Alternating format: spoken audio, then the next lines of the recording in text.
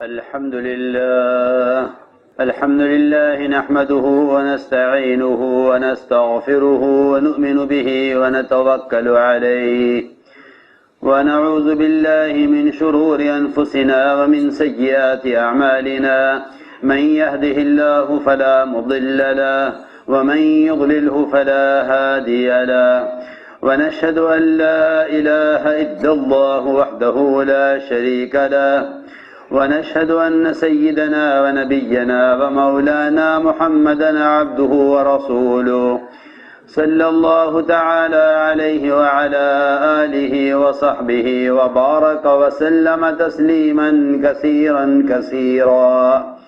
أما بعد فأعوذ بالله من الشيطان الرجيم. بسم الله الرحمن الرحيم. وإذ ابتلى إبراهيم ربه بكلمات فأتمهن قال إني جاعلك للناس إماما قال ومن ذريتي قال لا ينال عهد الظالمين. وقال الله سبحانه وتعالى الله يصطفي من الملائكة رسلا ومن الناس. وقال عليه الصلاة والسلام المؤمنون هينون لينون كالجمل الآنف إن قيد إن قاد وإن أنيخ على صخرة استناخ أو كما قال عليه الصلاة والسلام.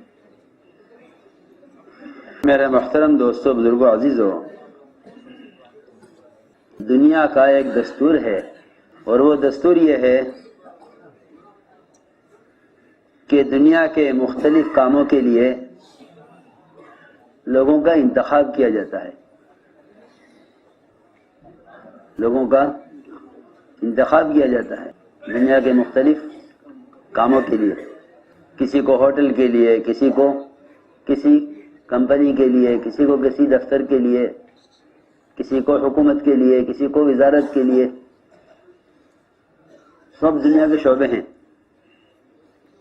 ان شعبوں کے لیے لوگ تلاش کیے جاتے ہیں اور منتخب کیے جاتے ہیں. یہ دنیا کا دستور ہے اور یہ ایسا لازم اور اٹل دستور ہے کہ امتحان کے بغیر اور جانچ کے بغیر کوئی کسی کو اپنے یہاں ملازم قبول نہیں کرتا. سمجھنا پڑے گا بہت غور سے میری بات کو. یہ دستور ہے دنیا کا. کیا تعلیم ہے، کیا پڑھا ہے، اس کی سخت جانچ ہوتی ہے. اگر وہ شرائط پر پورے اترتے ہیں اور ان کی قابلیت ایسی ہوتی ہے تو ان کو رکھ کر دیکھا جاتا ہے. کیا ہم مستقل نہیں ہیں؟ ہم آپ کو 6 مہینے سال بھر دیکھیں گے. اگر آپ نے کام صحیح کیا تو آپ کی ملازمت پکی ہے. اگر شکایت ہوئی تو ہم آپ کو کام سے ہٹا دیں گے. سنو، یہ دنیا کا دستور ہے. وہ دنیا جو اللہ کے نزدیک ایک مچھر کے پر کی حیثیت نہیں رکھتی. اس دنیا کے نظام کے لیے یہ دستور لازم ہے. تو وہ جو دین اللہ کو محبوب ہے اس کے لیے انتخاب کے واسطے کوئی شرط، کوئی قابلیت، کچھ صفات کچھ نہیں ہوں گی. ایسے کیسے ہو سکتا ہے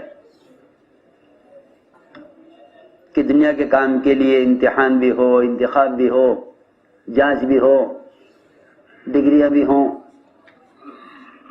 اور دین کے کام کے لیے کہ دین کے کام کے لیے آزادی؟ ایسا نہیں ہو سکتا. تو جس طرح دنیا والوں کا یہ دستور ہے کہ وہ سخت جانچ کے بغیر کسی کا انتخاب نہیں کرتے، اللہ کا بھی دستور یہی ہے دین کے بارے میں. اللہ کا دستور بھی یہی ہے دین کے بارے میں کہ اللہ رب العزت دین کے بارے میں سخت امتحان لیتے ہیں. سخت امتحان لیتے ہیں. اگر وہ اس امتحان سے پار گزر جائیں اور حکم پورا کر دیں تو اللہ رب العزت ایسے لوگوں کو اور ایسے انبیاء علیہ السلام کو اور ایسے صحابہ کو اپنے کام کے لیے چن لیتے ہیں. میری بات توجہ سننا جا کر, اپنے کام کے لیے چن لیتے ہیں. جی اللہ تعالیٰ نے ابراہیم علیہ السلام کا اسی طرح امتحان لیا, بلکہ اس سے پہلے فرشتوں کا بھی امتحان لیا. فرشتوں کا بھی امتحان لیا کہ ہم ان پر سخت حکم ڈالیں گے, جو حکم ان کی حیثیت کے اعتبار سے, جو حکم ان کے مقام کے اعتبار سے, جو حکم ان کے معمول کے اعتبار سے, میری بات دھیان سے سننا جاگ کر, ان کے معمول کے اعتبار سے مختلف ہوگا اور ان کے مقام کے اعتبار سے وہ حکم ان کے مقام کے اعتبار کے بھی خلاف ہوگا. سنا, دھیان سے سننا, بہت جاگ کر, بہت دھیان سے. ان کے حیثیت کے, ان کے معمول کے, ان کے مقام کے حکم خلاف ہوگا. ہم دیکھنا چاہتے ہیں کہ یہ بات کتنی مان سکتے ہیں. تو پہلا امتحان یہ ہے فرشتوں کا, پہلا امتحان فرشتوں کا کہ اتنی مدت ہو گئی ملائکہ کو, کوئی مستقل رکوع میں ہے, کوئی مستقل سجدے میں ہے, کوئی مستقل قیام میں ہے. جی ہاں, کوئی کام نہیں سوائے عبادت کے, کوئی کام نہیں ہے سوائے عبادت کے. اللہ کے کسی حکم کی نافرمانی نہیں کرتے اور اللہ کے کسی حکم کا انکار نہیں کرتے. جو کہا جاتا ہے وہ کرتے ہیں ملائکہ. لیکن امتحان لیا, کیا لیا؟ امتحان, سخت امتحان. کیا حکم یہ ہے کہ آدم کو سجدہ کرو. یہاں برتری کا, بہتری کا, افضلیت کا, چھوٹے کا, بڑے کا, نئے کا, پرانے کا کوئی سوال نہیں ہے. یہاں سوال ایک ہے, یہاں ایک سوال ہے کہ ہم نے جو حکم دیا ہے وہ پورا ہوتا ہے یا نہیں ہوتا. میری بات دھیان سے سننا بہت. تو سب نے حکم پورا کر دیا, سب نے حکم پورا کر دیا سوائے ابلیس کے کہ نہیں, یہ کام میرے مقام کے, یہ کام میری حیثیت کے, یہ کام میرے معمول کے خلاف ہے, کیونکہ میں ان سے بہتر ہوں, میں ان سے بہتر ہوں, میں ان سے پرانا بھی ہوں. مجھ سے یہ کہنا کہ آپ ان کی اطاعت کریں اور آپ ان کے آگے جھکیں, یہ نہیں, کیونکہ میں پرانا ہوں, یہ نئے ہیں. سنو دھیان سے, میں پرانا ہوں, یہ نئے ہیں. میں اعلیٰ ہوں, یہ ادنا ہے. جی ہاں, آگ اور مٹی کا فرق ہے. جی ہاں, مٹی میں ظلمت ہے اور پستی ہے, اور آگ میں کیا, آگ میں روشنی ہے اور رفعت ہے. یہ سب فرق ہیں. اس سارے فرق کی وجہ سے مجھے یہ حکم دیا جانا کہ میں ان کو سجدہ کروں, یہ میرے ساتھ زیادتی ہے, لہذا میں یہ نہیں کروں گا. سننا بہت دھیان سے, یہ پہلا امتحان ہے. یہ اللہ نے ملائکہ کا امتحان لیا, ملائکہ کا امتحان لیا. تو یہ ابلیس نکل گیا ملائکہ کی صف میں سے, وہاں سے نکال لیا گیا. یہ بات یاد رکھو کہ جو آدمی اجتماعیت کی صف سے اور اطاعت کی صف سے نکلے گا وہ دوسروں کے لیے, دوسروں کی خیر میں بھی رکاوٹ بنے گا. یہ بھی یاد رکھنا کہ جو آدمی جو اللہ کے حکم سے نکل جائے گا, جو اللہ کے حکم سے نکل جائے گا, وہ دوسروں کو بھی حکم سے روکے گا. ہاں, جو حکم سے خود نکل جائے گا وہ دوسروں کو بھی اطاعت سے روکے گا. یہ اصولی بات ہے کہ جو خود اطاعت سے نکل جائے گا وہ دوسروں کو اطاعت سے روکے گا.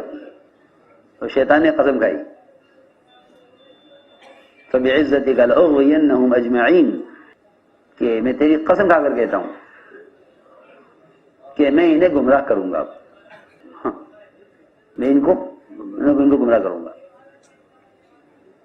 کیونکہ جو آدمی خود خیر کی سب سے پیچھے ہٹ جائے گا اس کے لیے کوئی راستہ نہیں ہے سوائے اس کے کہ دوسروں کو بھی خیر سے روک دے۔ ہاں، بہت غور کرنے کی بات ہے۔ یہ میں نے پہلا امتحان عرض کیا ہے کہ پہلا امتحان ہے ملائکہ کا، تو سب نے سجدہ کیا سوائے ابلیس کے، اور اطاعت میں کرنے کی وجہ یہ کہ میرے ساتھ وہ معاملہ کرو جس کا میں اہل ہوں، مجھے جو حکم ملا ہے وہ میری حیثیت کے، میرے مقام کے خلاف ملا ہے، کیونکہ اطاعت اس کو کہتے ہیں کہ اللہ تعالیٰ کے حکم کو اس طرح پورا کر دو جس طرح دیا گیا ہے، اسی میں اجتماعیت ہے۔ اور اطاعت امتحان ہے، اور امتحان میں کہ امتحان کی کامیابی ترقی کا ذریعہ ہے، امتحان میں ناکامی تنزلی کا ذریعہ ہے۔ امتحان کی کامیابی یہ ہے، امتحان کی کامیابی یہ ہے کہ جو کہا جائے اسے کر گزرو۔ تو میں نے آج کیا پہلا امتحان۔ دوسرا امتحان ہے انبیاء کا، کہ اللہ رب العزت نے امتحان لیا ابراہیم علیہ السلام کا، سخت امتحان، کہ امتحان لیا تین اعتبار سے۔ ایک تو اچھے جذبے کو قربان کرایا حکم پر، دوسری بات یہ ہے کہ دعوت اللہ کے ذریعے جتنی شکلوں کو توڑوایا، اس پر جو باطل مقابلے پر آیا اس پر امتحان لیا کہ دیکھیں جب سب خلاف ہو جائیں تو پھر یہ مدد کس سے لیتے ہیں، یہ کدھر جاتے ہیں۔ ایسا تو نہیں کہ حالات کو دیکھ کر باطل سے سمجھوتا کر لیں تو ان کی بات مان لیں۔ جی ہاں، تو سارا ماحول خلاف ہو گیا، ماحول سارا خلاف، کہ ماحول سارا خلاف ہو گیا ابراہیم علیہ السلام کے، اور آگ میں ڈالا جانے لگا، آگ میں ڈالے جانے لگے۔ یہ بھی امتحان ہے، سخت امتحان ہے کہ ہم جبرائیل کو بھیج کے دیکھیں گے کہ یہ مدد ہم سے لیتے ہیں یا جبرائیل سے لیتے ہیں۔ جی ہاں، یہ تعلق کا امتحان ہے کہ ہم سے کس میں تعلق ہے۔ بڑے خطرناک حالات ہیں، ہم یہ بھی دیکھیں گے کہ مدد کس سے لیتے ہیں، ہم یہ بھی دیکھیں گے کہ یہ مدد کس سے لیتے ہیں۔ اور جبرائیل سے فرمایا اما الیک فلا، ہمیں آپ کی حاجت نہیں ہے۔ یہ ایک امتحان ہے کہ مدد جبرائیل سے لیتے ہیں یا ہم سے لیتے ہیں، اگر نہیں ہمیں آپ کی حاجت نہیں ہے، یہ ایک امتحان ہے۔ پھر آگے اس سے بڑا امتحان ہے کہ اس سے بھی سخت امتحان، کہ ہمارا یہ حکم ہے کہ تم اپنے بیٹے کو ذبح کرو، بیٹے کو ذبح کرو۔ دیا حکم ہے، امتحان ہے کہ ہم دیکھیں تم کیا کر سکتے ہو۔ جہاں تمہیں خیال آئے گا کہ بھئی یہ کام کرنے کا ہے یا نہیں، کہ وہاں اطاعت میں فیل ہو جاؤ گے، وہاں اطاعت میں فیل ہو جاؤ گے۔ جہاں یوں سوچو گے کہ یہ حکم تو ہے لیکن یہ حکم بھی کوئی پورا کرنے کا ہے، اور یہ حکم کیوں دیا گیا ہے۔ انبیاء علیہ السلام تو اللہ سے اولاد چاہتے تھے، جی ہاں، اللہ سے اولاد چاہتے تھے، جی ہاں، کہے کے لیے ہماری طرح مال کی حفاظت اور مال کا وارث بننے کے لیے نہیں، بلکہ اللہ کی طرف سے جو علم کی امانت لے کر آئے ہیں اس امانت کی حفاظت کے لیے، اور اس امانت کو امت تک پہنچانے کے لیے۔ یہ مقصد ہوتا ہے انبیاء علیہ السلام کی اولاد چاہنے کا۔ حکم یہ آیا کہ نہیں ان کو ذبح کرو، اللہ کی طرف سے حکم ہے، ابتلا ہے۔ احکام جو ہوتے ہیں وہ ابتلا کے لیے ہوتے ہیں، احکام امتحان کے لیے ہوتے ہیں۔ تو یہ حکم آیا کہ ذبح کرو بیٹے کو، کہ ٹھیک ہے حکم ہے، تو باپ نے بیٹے کا بھی امتحان لیا، باپ نے بیٹے کا امتحان لیا، جی ہاں، کہ میں نے خواب میں یہ دیکھا ہے، انظر ماذا ترى، کہ بیٹے تم غور کر لو، تم غور کرو، کیوں کہ تم غور کرو اس حکم پر، اس لیے کہ تمہارا بھی امتحان ہے، تمہارا بھی امتحان ہے. جی ہاں. تمہاری کیا رائے بنتی ہے؟ تمہاری کیا رائے بنتی ہے؟ اگر تمہاری رائے نہیں ہے تو پھر تم ہمارے اہل میں سے نہیں ہو سکتے. ہاں یہ ہے بات. یہ سلسلہ ہے امتحان کا. غور سے سنو میں کچھ کہہ رہا کہ اگر تمہیں اس معاملے میں اتفاق نہیں ہے تو ہمارے اہل میں سے نہیں ہو سکتے. ابراہیم علیہ السلام کا بیٹا اور نوح علیہ السلام کا بیٹا، جی ہاں، کہ وہ اطاعت سے نکل گئے. تو اطاعت سے نکل گیا کہ وہ آپ کی جماعت میں سے کیا آپ کے خاندان میں سے ہی نہیں ہے. نبی کا اہل وہ ہوتے ہیں جو نبی کا اتباع کریں. بکھرے موتی کے نبی کا اتباع نہ کرے وہ نبی کے اہل میں سے حاصل کرنے کے لیے اس نمبر اولاد بھی اہل نہیں ہے اپنے اگر گروپ اتباع نہ کرے، ایڈ کریں. اور اجنبی بھی اہل ہیں اگر اتباع کریں. 6650 اجنبی نبی کے اہل ہوتے ہیں اگر اتباع کر لیں. 2824 اور بیوی بھی اہل نہیں ہے. جی ہاں، حالانکہ وہ اہلیہ ہے مگر اہل نہیں ہے. ہاں، اہلیہ ہوتے ہوئے بھی اہل میں سے نہیں ہے. ہاں، فرمایا کہ ہاں افعل ما تؤمر، کہ جو حکم ملا ہے پورا کیجئے. ہم امتحان میں ساتھ ہیں آپ کے. جو حکم ملا ہے اس کو پورا کیجئے. افعل ما تؤمر. تو یہ امتحان ہے کہ فرشتوں کا، پھر انبیاء کا، پھر انبیاء کی اولاد کا، پھر آگے امتحان ہے صحابہ کا. کیونکہ میں عرض کر رہا کہ اوپر سے نیچے تک سارا کام اطاعت کا مان کر چلنے کا ہے. اس کے علاوہ کوئی راستہ نہیں ہے. اس کے علاوہ کوئی راستہ نہیں ہے. اس کے علاوہ کوئی راستہ نہیں ہے. حضور اکرم صلی اللہ علیہ وسلم نے ایک صحابی جن کو اپنے والد سے بے انتہا محبت تھی، تمام صحابہ میں سب سے زیادہ باپ کی خدمت کرنے والے، آپ نے ان کو چھانٹا، آپ نے ان کو پکڑا. سنو، جو اپنے باپ سے سب سے زیادہ محبت کرتے تھے، آپ نے بلا کے فرمایا کہ جاؤ اپنے باپ کا سر کاٹ کر لاؤ. جاؤ اپنے باپ کا سر کاٹ کر لاؤ. جی ہاں، اسی طرح حکم، جاؤ اپنے باپ کا سر کاٹ کر لاؤ. حکم فرمایا. تو حکم کے پورا ہونے میں، بات کے پورا ہونے میں اور ان کے حکم پورا کرنے کے لیے دوڑنے میں درمیان میں کوئی وقفہ نہیں تھا.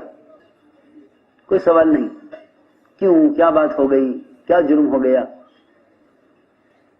یہ حکم کیوں دے رہے، انہوں نے کیا کیا. ہم حکم پورا کر دیں گے لیکن ہمیں پہلے وجہ بتاؤ. جی ہاں، ہم حکم پورا کر دیں گے مگر ہمیں وجہ کیا ہوئی، کیوں آپ ان کو قتل کروا رہے ہیں میرے ہاتھ سے.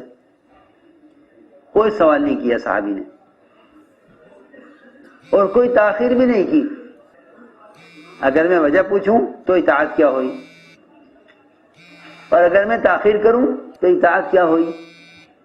کہ اطاعت تو اس کا نام ہے کہ تاخیر بھی نہیں اور سوال بھی نہیں. سنو، اس کو اطاعت کہتے ہیں، اس کو اطاعت کہتے ہیں کیونکہ نبی کو بھیجا گیا ہے اطاعت کے لیے. وما ارسلنا من رسول الا لیطاع باذن اللہ، کہ وہ اطاعت کے لیے بھیجے گئے ہیں. تو آپ نے فرمایا کہ جاؤ اپنے باپ کا سر کاٹ کر لاؤ. تو وہ صحابی دوڑے فوراً، کوئی تاخیر نہیں کی. کہاں جا رہے؟ کہ آپ کا حکم ہے، میں سر کاٹنے جا رہا باپ کا. ہم کچھ نہیں جانتے، ہم تو آپ کے حکم کے تابع ہیں، حکم کے تابع ہیں کہ سر کاٹنے جا رہے.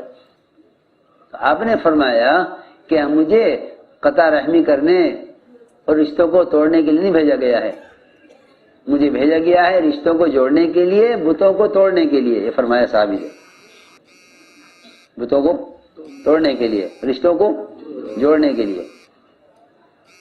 میں نے جو تمہیں حکم دیا تھا باپ کے قتل کا، میں تمہیں دیکھنا چاہتا تھا کہ باپ سے زیادہ محبت ہے یا ہم سے زیادہ محبت ہے. بات صرف اتنی ہے، ہم دیکھنا چاہتے تھے کہ محبت باپ سے زیادہ ہے یا ہم سے زیادہ ہے. اگر ہم سے زیادہ ہے تو حکم پورا ہو جائے گا، اور اگر باپ سے زیادہ ہے تو حکم پورا کرنا مشکل ہو جائے گا کہ کیا کروں، ان کا حکم ہے اور وہ باپ ہیں۔ سنو، ہم تو دیکھنا چاہتے تھے کہ ہم سے کتنی محبت ہے۔ میں نے ایک بات عرض کی ہے شروع سے کہ انتخاب اپنے آپ کو اللہ کے یہاں اس کام کے لیے قبول کروانا، اس کا تعلق اطاعت سے ہے، اور اس کا تعلق صفات سے ہے، اس کا تعلق صفات سے ہے۔ جی ہاں، ابراہیم علیہ السلام نے ان صفات کو پورا کر کے دکھلا دیا، فَأَتَمَّهُنَّ، صفات کو پورا کر دیا تو اللہ تعالی نے فرمایا انی جاعلک للناس اماما، کہ ابراہیم ہم تمہیں ملت کا امام بنانے والے۔ جی ہاں، امامت کا کام، امامت کا مطلب صرف نماز پڑھانا نہیں ہے، امام صرف نماز پڑھانے والے کو نہیں کہتے، بلکہ امام اسے کہتے ہیں جو زندگی کے تمام شعبوں میں رہبر بنے۔ پیشوائے دین کو جانو امام، یہ ہے اصل بات، کہ زندگی کے تمام شعبوں میں، کھانے میں، کمانے میں، عبادت میں، دعوت میں، تمام ضروریات زندگی میں، تمام یعنی جتنے زندگی کے شعبے ہیں ان تمام شعبوں میں اتباع سنت پر جو پورے اتریں گے اللہ تعالیٰ انہیں قبول فرمائیں گے امامت کے لیے، یعنی امت کی رہبری کے لیے۔ اس لیے بات یاد رکھو، یہ بات ہمیشہ یاد رکھو کہ مخلوق کے آپس کے تعلقات بگڑیں گے اللہ سے تعلق بگڑنے کے بعد، آپس کے جھگڑے اور آپس کے اختلافات، یہ جب ہوں گے جب اللہ کی ذات کے ساتھ تعلق بگڑ جائے گا، کیونکہ جو اپنے اللہ کے درمیان کے معاملات کو درست رکھیں گے اللہ ان کے مخلوق کے درمیان کے معاملات کو درست رکھیں گے۔ جی ہاں، ان کے معاملات درست ہو جائیں گے مخلوقین کے درمیان، اگر انہوں نے اپنے اللہ کے درمیان کے معاملات کو درست کر لیا۔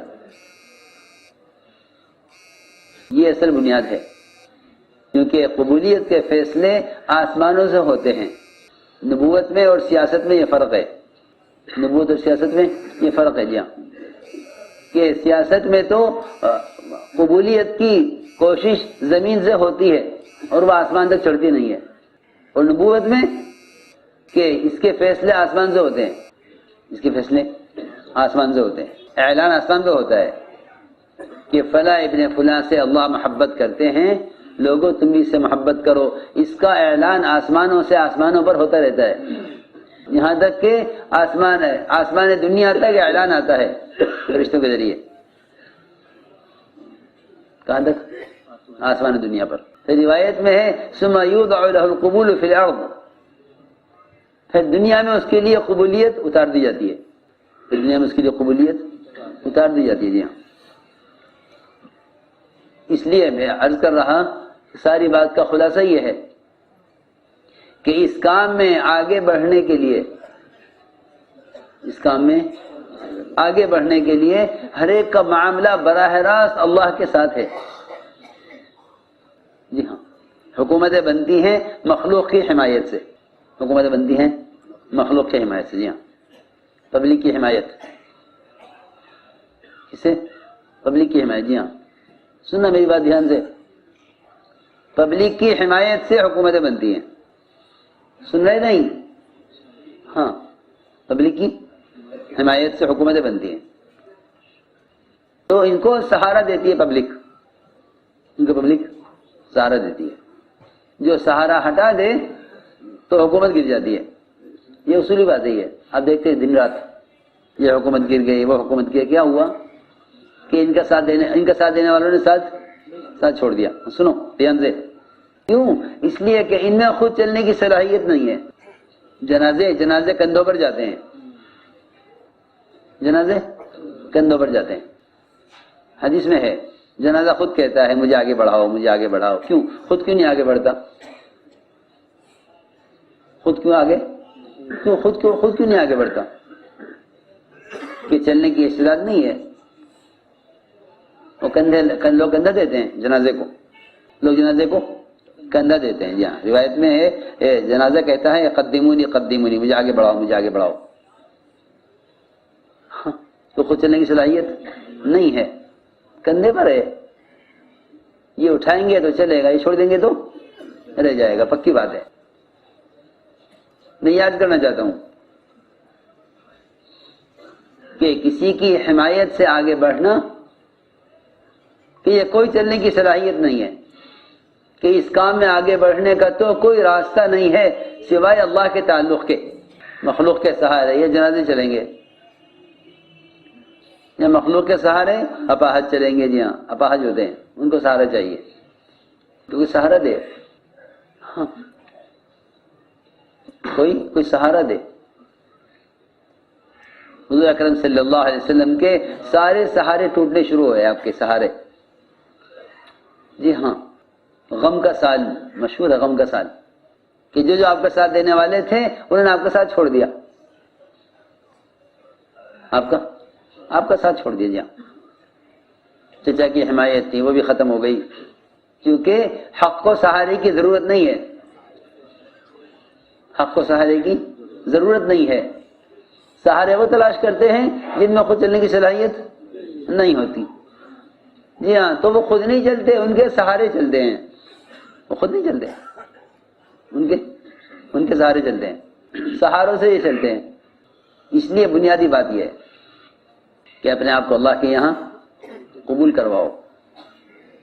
علی ایسا فرماتے تھے کہ اس کام کے لیے اپنے آپ کو قبول کرانے کا اتباع سنت سے بڑھ کر کوئی ذریعہ نہیں ہے.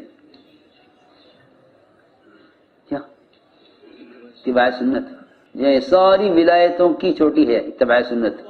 جتنے کام کرنے والوں کی زندگی سنت کے تابع ہوگی، اور اسی قدر اللہ تعالیٰ کی طرف سے انتخاب ہوگا. یہ اصل بنیاد ہے.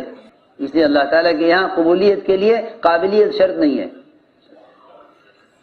کہ ان کے پاس مال ہے یہ قبول ہو جائیں گے، ان کے پاس عقل ہے یہ قبول ہو جائیں گے، ان کے پاس ہنر ہے یہ کوئی وجہ نہیں ہے قبولیت کی. کہ قابلیت شرط نہیں ہے قبولیت کے لیے، بلکہ صفات قبولیت شرط ہیں. کیا ہے صفات قبولیت؟ کیونکہ داعی کی زندگی نمونہ ہے. داعی کی زندگی نمونہ ہے. داعی کی زندگی نمونہ ہے کہ اللہ کے سامنے، کے مخلوق کے سامنے نمونہ بن کر پیش ہو. آپ صلی اللہ علیہ وسلم ہر اعتبار سے آپ نمونہ ہیں. آپ اصل نمونہ ہیں. جی ہاں، لقد کان لکم فی رسول اللہ اسوۃ حسنہ. کیا ہے اسوۃ حسنہ؟ کہ اللہ تعالیٰ کو سب سے پسندیدہ جو نمونہ ہے وہ آپ ہیں.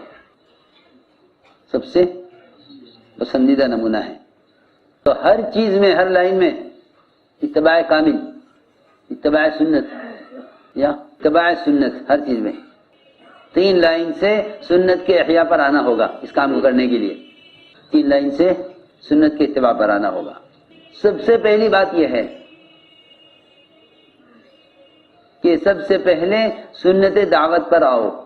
اس پر سنت دعوت پر کہ اس کام میں نبی کا مزاج اور اس کام کے کرنے میں نبی کا طریقہ کیا ہے. کہ سب سے پہلے دعوت میں اتباع سنت پر آؤ. کہ آپ کی دعوت میں سب سے بنیادی چیز عمومیت ہے. کیا ہے عمومیت؟ آپ اپنی دعوت میں قومیت کے اور رنگ کے اور قبیلے کے اور خاندان کے اس سب سے آپ نے نکل کر کام کیا ہے. اس سب سے نکل کر، کیونکہ آپ امت کے لیے رحمت ہیں اور باعتبار امت کے ہیں، آپ باعتبار قوم کے نہیں ہیں. تو سب سے اہم بات یہ ہے کہ سب سے بڑا میدان محنت وہ تمام انبیاء علیہم السلام کے مقابلے میں سب سے بڑا میدان محنت آپ کا ہے.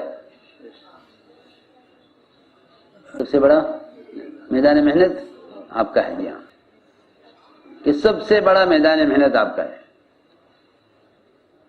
کہ آپ کے میدان محنت میں کوئی تقسیم نہیں ہے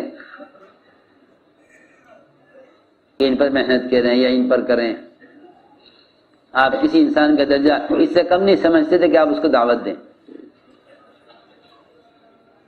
آپ اس کو دعوت دیں، اس سے کم درجہ کسی کا نہیں سمجھتے تھے کہ انہیں کیا دعوت دینی، ان سے کیا بات کرنی. یہ نہیں، سفر ہجرت میں آپ نے ڈاکوؤں کو دعوت دی ہے، بلکہ ڈاکوؤں کو دعوت دینے کے لیے سفر ہجرت میں ڈاکوؤں کا راستہ اختیار فرمایا، صرف ان کو دعوت دینے کے لیے. ہاں میں بہت ضروری بات کر رہا، بعض مرتبہ یہ بات پیدا ہوتی ہے کہ یہ تو عام آدمی ہے، اس سے تو کوئی بھی بات کر لے گا، ہمیں تو خواص تو دیکھنا چاہیے. ہاں. بڑے لوگوں سے بات کریں، بڑے لوگوں سے بات کریں، چھوٹے لوگوں سے بات کریں، یہ بات نہیں ہے. ہاں میں کچھ کہہ رہا ہوں، یہ تو بڑے لوگ ہیں، یہ بڑوں سے بات کریں، اور یہ چھوٹے لوگ ہیں، یہ چھوٹوں پر گشت کر لیں.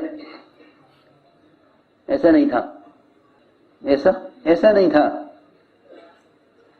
حضور اکرم صلی اللہ علیہ وسلم نے طائف سے واپسی پر عداس غلام کو دعوت دی، حالانکہ عتبہ شیبہ موجود تھے. یہ ان کا مشترک غلام تھا. مشترک غلام کی حیثیت تو اور بھی نیچے ہوتی ہے. جی ہاں، مشترک غلام کی حیثیت اور زیادہ بری ہوتی ہے یہاں، اور حیثیت گری ہوئی ہوتی ہے. کون سا غلام؟ مشترک غلام، دو آدمیوں کا. جی ہاں، دو کے درمیان مشترک غلام تھے عداس. تو آپ نے عتبہ شیبہ کو دعوت نہیں دی، بلکہ غلام کو دعوت دی. یہ نہیں کہ غلام کی کیا حیثیت ہے کہ بڑوں کو دعوت دیتے آپ. ہاں. اس لیے میں نے عرض کیا کہ آپ کی دعوت میں عمومیت ہے. اس لیے میں عرض کرتا ہوں کہ ہم میں سے ہر فرد کو چاہیے کہ وہ روزانہ کے اپنے معمولات میں عمومی دعوت کو ایسا شامل کرے جیسا اس کی زندگی میں نماز اور روزہ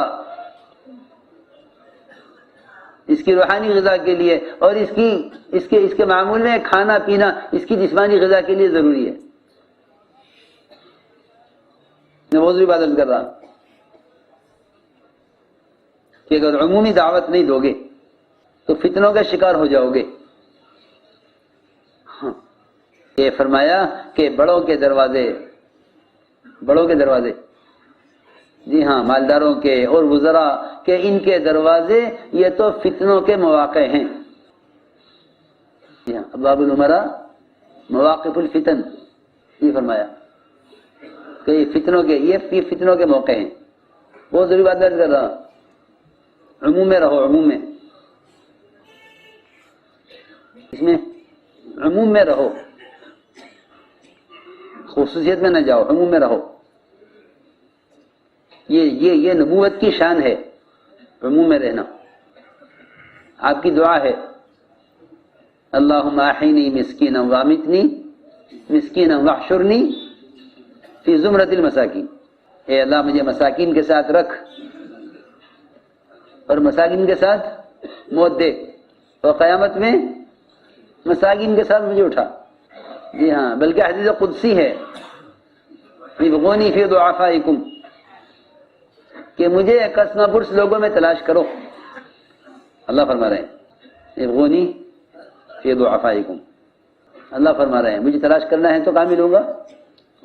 کسنا پرس لوگوں میں. ہاں، ضروری بات ہے یہ کہ ہر کام کرنے والا چاہے وہ کہیں پہنچ جاوے، اپنی قدامت میں، اپنے پرانے پن میں، اپنی قربانیوں میں، اپنی شہرت میں. جی ہاں، لیکن سب سے اعلیٰ مرتبے کی بات اور سب سے اعلیٰ درجے کی بات وہ یہ ہے کہ وہ نیچے اتر کر دعوت دے، نیچے اتر کر دعوت دے. جی ہاں، اللہ تعالیٰ دو موقعوں پر زیادہ متوجہ ہوتے تھے آپ کی طرف. جی ہاں، جب آپ صحابہ کے درمیان دعوت دیتے اور جب آپ رات کو قیام فرماتے. جی ہاں، جب آپ قیام فرماتے صحابہ کے ساتھ نماز میں کہ صحابہ کے ساتھ دعوت میں الذی یراک حین تقوم، جب آپ بیان کے لیے کھڑے ہوتے، لوگوں کے درمیان دعوت دیتے، جب آپ دعوت دیتے تب اللہ آپ کو دیکھتے، اور جب آپ صحابہ کے ساتھ عبادت میں ہوتے تب اللہ آپ کو دیکھتے۔ یہ دو موقع اللہ تعالیٰ کی طرف سے توجہ خاص کے ہیں۔ تو میں نے عرض کیا کہ ہمارے کام میں عمومیت اصل ہے، ہمارے کام میں عمومیت اصل ہے، ورنہ ہماری طبیعتیں وہاں تک دعوت دینے میں چلتی ہیں جہاں تک ہماری طبیعتیں مانوس اور متعارف ہیں۔ جہاں تعارف نہیں ہے وہاں جماعت نہیں جاتی۔ جماعت کا بھیجے کہ وہاں بھیج دو جہاں نصرت ہے، جی ہاں، جہاں نصرت ہے وہاں جماعت بھیج دو۔ یہ وجہ ہے کہ جہاں کام ہے وہاں ہے، جہاں نہیں ہے وہاں نہیں ہے۔ حالانکہ سنت یہ ہے سب سے بڑی کہ حضور اکرم صلی اللہ علیہ وسلم کسی انسان کا درجہ اس سے کم نہیں سمجھتے تھے کہ آپ اس کو خود دعوت دیں۔ اس سے کم درجہ کسی کا نہیں سمجھتے تھے، آپ اس کو خود دعوت دیں۔ حکم بن کیسان کو صحابہ نے دعوت دی، انہوں نے اسلام قبول کرنے سے انکار کر دیا، اسلام قبول کرنے سے انکار کیا، تو صحابہ قتل کرنے لگے ان کو، یا تو اسلام لاؤ ورنہ قتل کریں گے۔ حضرت مقداد نے کہا صحابہ سے کہ نہیں، ان کو قتل مت کرو کہ یہ اسلام سے انکار کر رہے ہیں، قتل کر دو۔ یعنی دیکھو ہم ان کو لے جاتے ہیں حضور اکرم صلی اللہ علیہ وسلم کی خدمت میں، آپ ان کو دعوت دیں گے، شاید یہ آپ کی دعوت پر اسلام قبول کر لیں۔ سنو، اور حضرت مقداد نے ان کو امان دے دی، ان کو امان دے دی کہ جاؤ اب تمہیں کو کچھ نہیں کہے گا، اور لے گئے آپ کو خدمت میں کہ یہ مقداد، حضرت مقداد نے کہا یہ حکم بن کیسان ہے،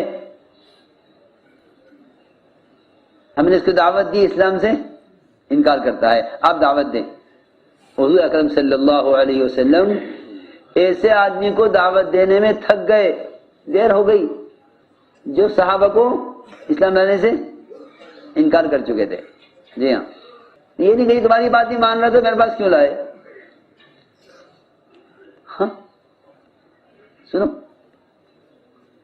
کہ چلو ہم بھی دعوت دیں گے، تو آپ اکیلے، ایک آدمی اکیلا، آپ حکم بن کیسان کو دعوت دیتے رہے، وہ اسلام سے انکار کرتے رہے، آپ دعوت دیتے رہے، وہ اسلام سے انکار کرتے رہے، دیر ہو گئی۔ حضرت عمر رضی اللہ عنہ نے فرمایا کہ یہ اسلام کبھی نہیں لائے گا، اس کے مقدر میں اسلام لانا نہیں ہے،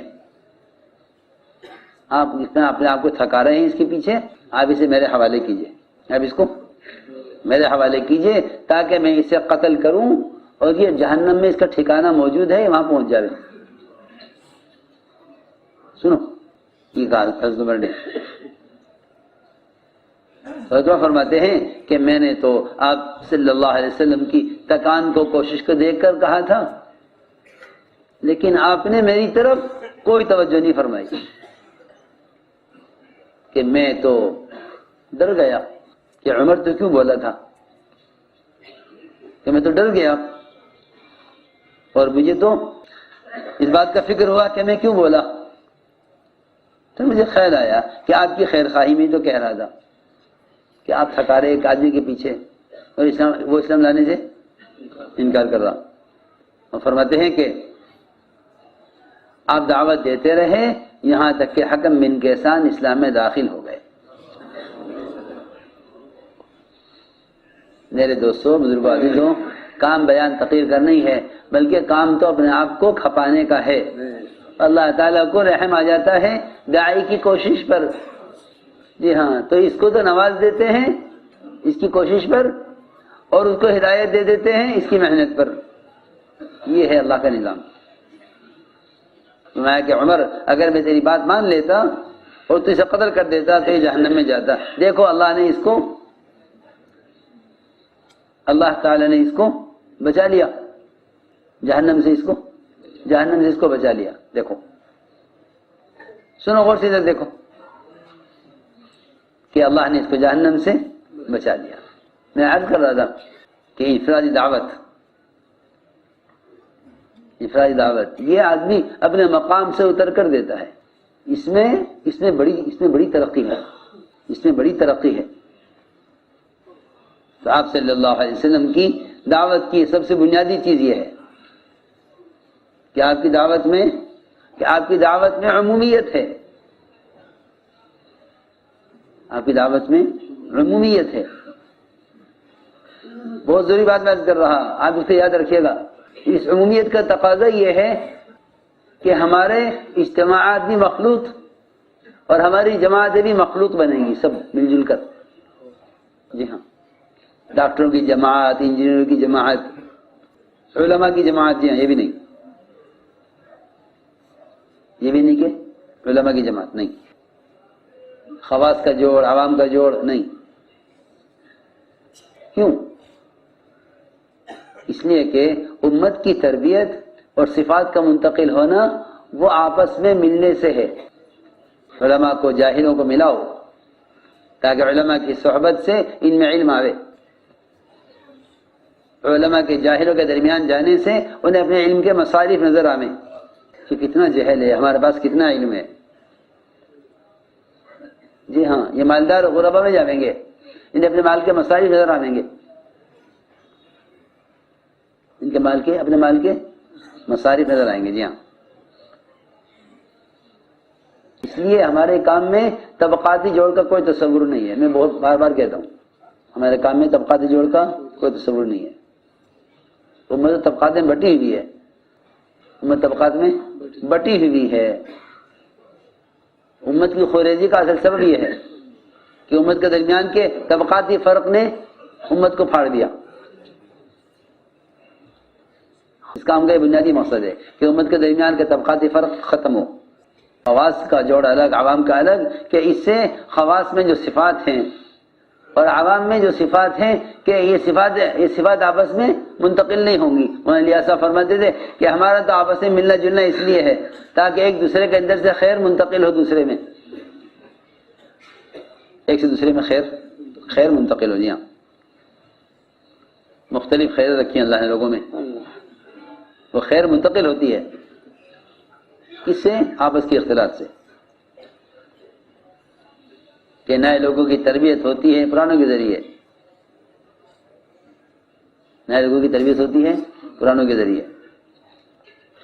اس لیے میں نے عرض کیا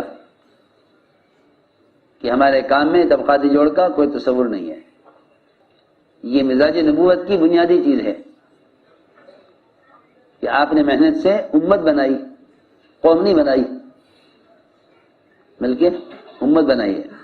امت بننے کا مطلب یہ ہے کہ آپ کی جماعت میں اور آپ کی امت میں اور آپ کی اتباع میں ہر قسم کا آدمی ہے، ہر قسم کا آدمی، کالا بھی ہے، گورا بھی ہے، فارس بھی ہے، روم بھی ہے، جی ہاں، حبشہ کے بھی ہیں، سب۔ ایک کالے آدمی نے عرض کیا آپ سے کہ آپ تو گورے ہیں، میں کالا ہوں، جنت میں آپ کے ساتھ ہو سکے گا؟ کیونکہ جی ہاں، دنیا کا نظام یہ ہے نا کہ کالے الگ رہیں، گورے الگ رہیں، ان کا ملک بھی الگ، ان کے محلے بھی الگ۔ فرمایا کہ نہیں، تم جنت میں اتنے گورے ہو کر داخل ہوگے کہ اتنی دور کی مسافت سے کالے آدمی کی سفیدی جنت میں نظر آئے گی۔ ہاں، صحابی کو فکر تھا یہ، ہم رنگ کے کالے ہیں، شکل کے برے ہیں، آپ تو گوروں کی جنت میں ہوں گے، ہم کالوں کی جنت میں ہوں گے، کہ نہیں، وہاں ایسی کوئی تقسیم نہیں ہے، وہاں ایسی کوئی تقسیم نہیں ہے۔ تو میں ضروری بات عرض کر رہا کہ ہمارے کام میں طبقاتی جوڑ کا کوئی تصور نہیں ہے، کیونکہ نقل و حرکت سے امت بنانی ہے کہ امت کے درمیان کا طبقاتی فرق ختم ہو۔ اس لیے آپ کی دعوت میں عمومیت ہے، اور عمومیت میں چلنا کہ یہی اصل مجاہدے کا راستہ ہے، یہ اصل مجاہدے کا راستہ ہے،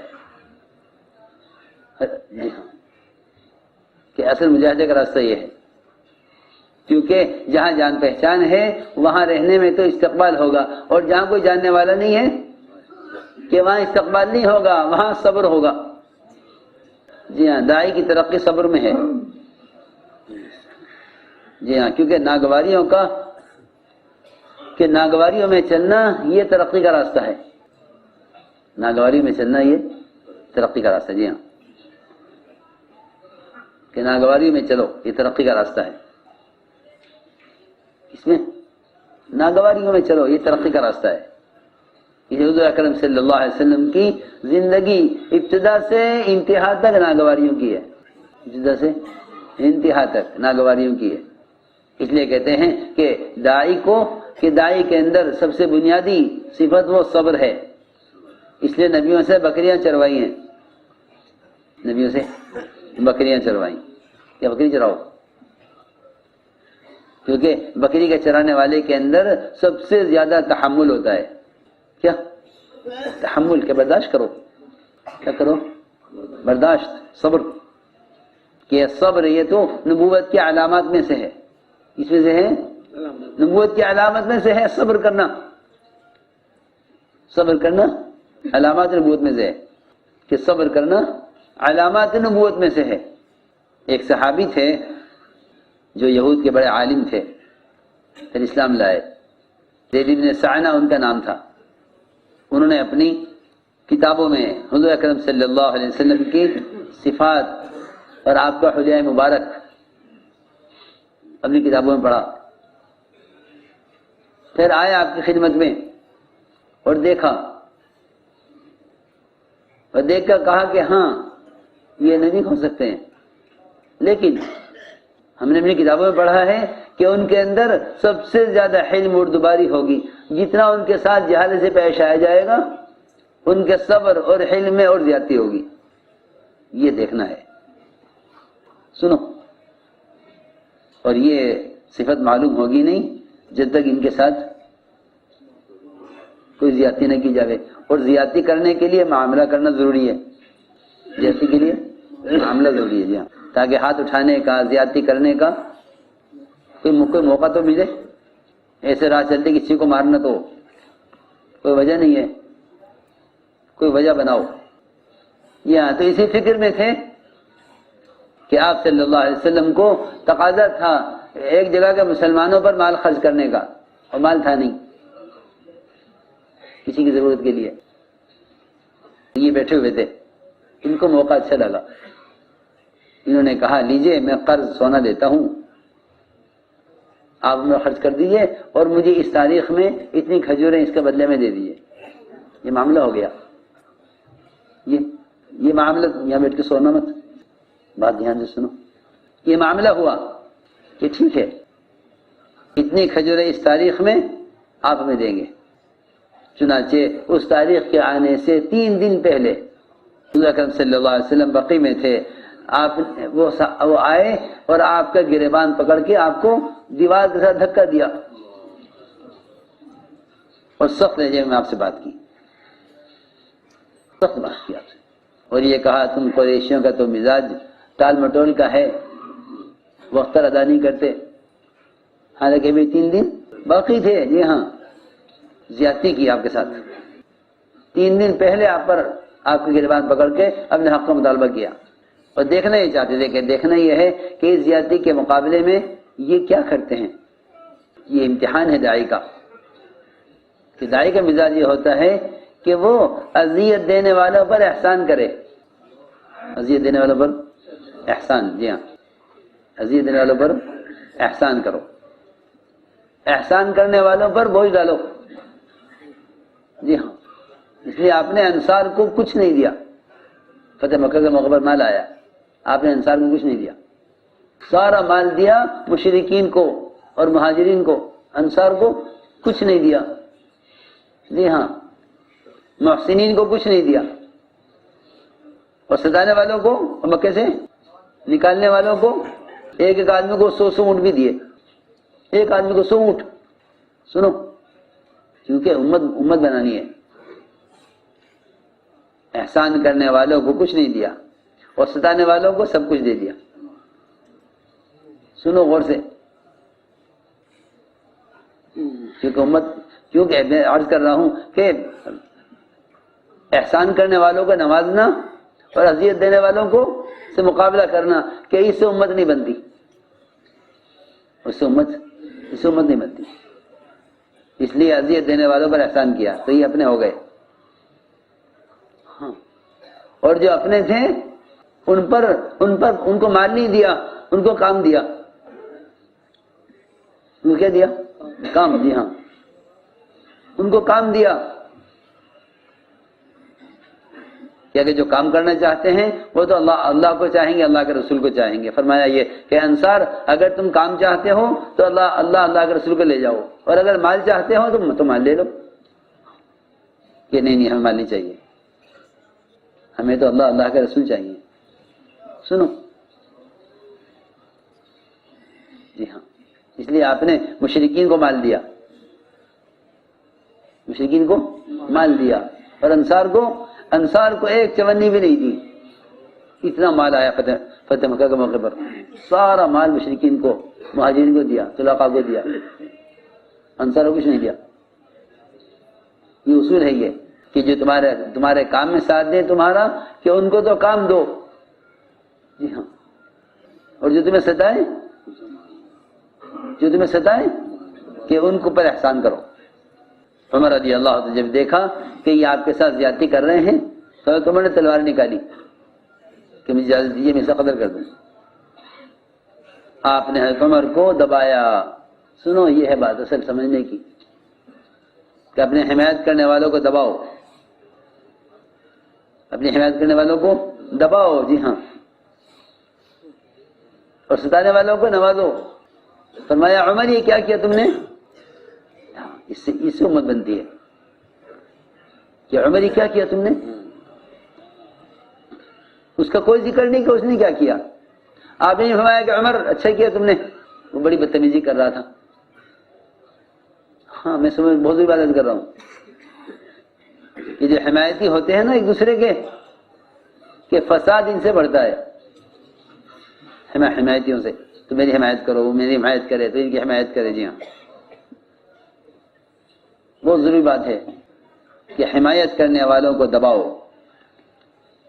جی ہاں، حمایت کرنے والوں کو دباؤ، اور زیادتی کرنے والوں کو نوازو، احسان کرو ان پر. جی ہاں، کیوں ان کو کیوں دباؤ؟ کہ یہ تو اپنے ہیں. جو اپنے نہیں ہیں ان کو اپنا بناؤ. سنو، فرمایا کہ عمر کیا کیا تم نے؟ تلوار نکالی اس پر. تمہیں چاہیے تھا کہ اس سے کہتے کہ بھائی مطالبہ کرو مگر طریقے سے کرو. اس کو تعلیم دیتے کہ اسلام میں مطالبے کا طریقہ یہ ہے، اور مجھ سے کہتے کہ میں اس کا حق ادا کروں. یہ تم نے کیا کیا؟ مجھ سے کہتے کہ میں اس کا حق ادا کروں، میرے ذمہ اس کا حق ہے. جاؤ ان کو لے جاؤ، ان کو 20 سا کھجوریں ان کے حق سے زیادہ دینا. یہ ہے تعلیم. ان کو 20 سا کھجوریں زیادہ دینا. یہ نہیں کہ ان کے ساتھ سختی کرو کیونکہ انہوں نے زیادتی کی ہمارے ساتھ،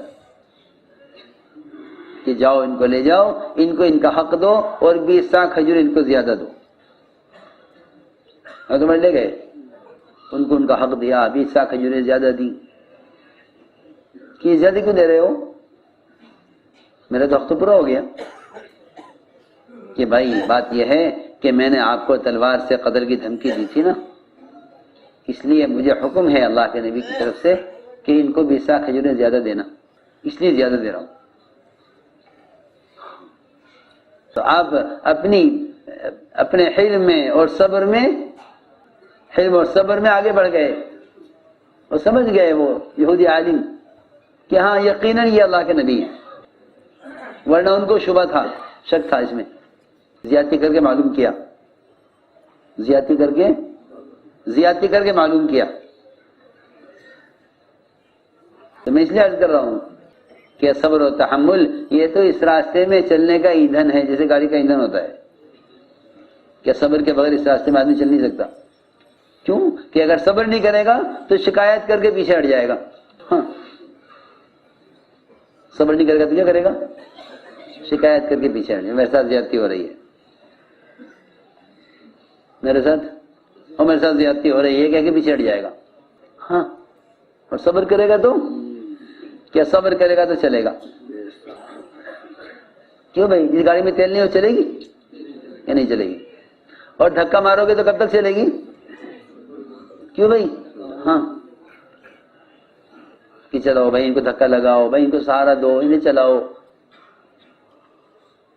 یہ تو اس کام کی خاصیت ہے کہ اس کام میں تو وہی چلے گا جو اپنے پیروں چلے گا. حضرت فرمایا کرتے تھے کہ تم لوگ اگر دھکے سے چلو گے تو پھر تم اس کام میں چلنے والے نہیں ہو. حضرت کی بات کا مفہوم ہے یہ. جی ہاں، تو تمہیں دھکا لگایا جاوے تو تم چلتے ہو، چھوڑ دیا جاوے تو بیٹھ جاتے ہو. کہ پرانے تو بصیرت پر ہوتے ہیں، وہ خود بھی چلیں گے، دوسروں کو بھی چلاویں گے.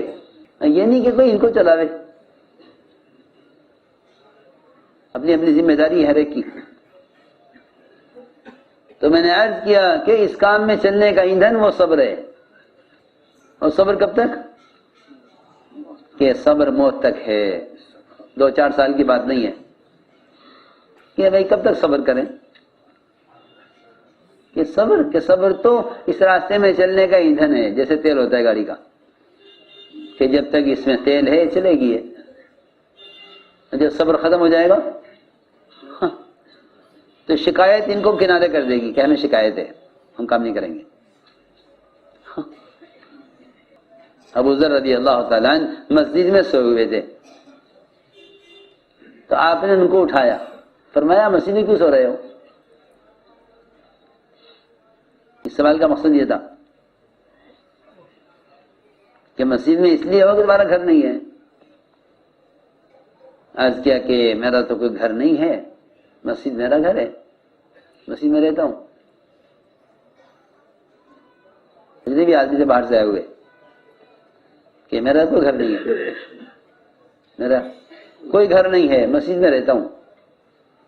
فرمایا ابو ذر ہمارے بعد دوسروں کو تم پر ترجیح دی جاوے گی، کیونکہ آپ نے میرے صحابہ سے اس کا عہد نہیں لیا کہ ہمارے بعد تم نماز نہیں چھوڑو گے، زکوٰۃ نہیں چھوڑو گے. اس کی امید نہیں تھی آپ کو، اس کا خطرہ نہیں تھا یہ فرائض چھوڑ دیں گے، بلکہ عہد اس پر لیا ہے کہ ہمارے بعد دوسروں کو تم سے آگے بڑھایا جائے گا، تم کام سے پیچھے نہیں ہٹو گے. یہ ہے بات، عہد اس پر لیا گیا کہ دوسروں کو کام میں آگے بڑھایا جائے گا، بعد والوں کو آگے لایا جائے گا،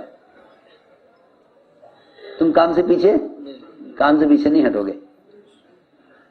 یہ صحابہ کے اندر خاص صفت تھی کہ اگر بعد والے آگے بڑھے کام میں تو پرانوں نے بعد والوں کا ساتھ دیا، بڑوں نے چھوٹوں کا ساتھ دیا. جی ہاں، حضرت اسامہ رضی اللہ عنہ کو امیر اس لیے بنایا گیا تھا.